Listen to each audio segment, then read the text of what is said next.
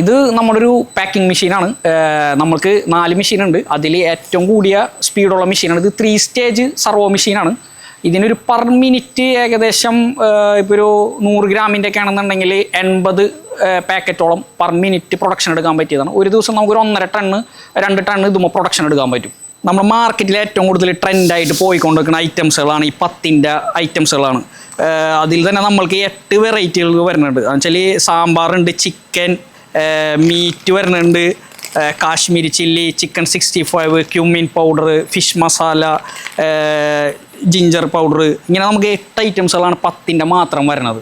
അപ്പോൾ ഇത് നമ്മുടെ ഒരു ഗോഡൗണിൻ്റെ വെച്ചാൽ പാക്കിംഗ് യൂണിറ്റിൻ്റെ ഒരു ചെറിയ ഭാഗമാണ്. നമ്മൾക്ക് ഇങ്ങനത്തെ കവറുകളാണ് വരണത്.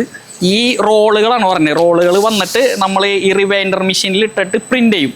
ഈ പ്രിൻ്റ് ചെയ്തതിന് ശേഷമാണ് വെച്ചാൽ ബാച്ച് കോഡ്, MRP, അതിൻ്റെ എല്ലാ ഡീറ്റെയിൽസുകളും എക്സ്പയറൊക്കെ പ്രിൻ്റ് ചെയ്തിട്ടാണ് നമ്മൾ എന്ത് ചെയ്യുക വെച്ചാൽ പാക്കിംഗ് മെഷീനുകളിലേക്ക് മാറ്റും. എന്നിട്ടാണ് പാക്ക് ചെയ്തിട്ടാണ് ഇങ്ങനത്തെ പാക്കറ്റുകൾ ഉണ്ടാക്കിയിട്ട് അതിനെ ഇവിടെ എന്ത് ചെയ്യുമെന്ന് വെച്ചിട്ടുണ്ടെങ്കിൽ ഇങ്ങനെ സെറ്റുകൾ ഉണ്ടാക്കും. ഈ സെറ്റുകൾ ഉണ്ടാക്കിയിട്ട് ആണ് ഷോപ്പുകളിലേക്ക് പോണത്.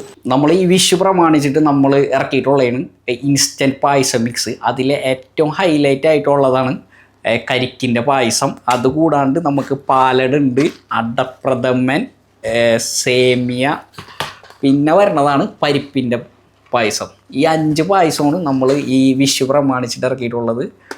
അടിപൊളി ഐറ്റംസാണ്.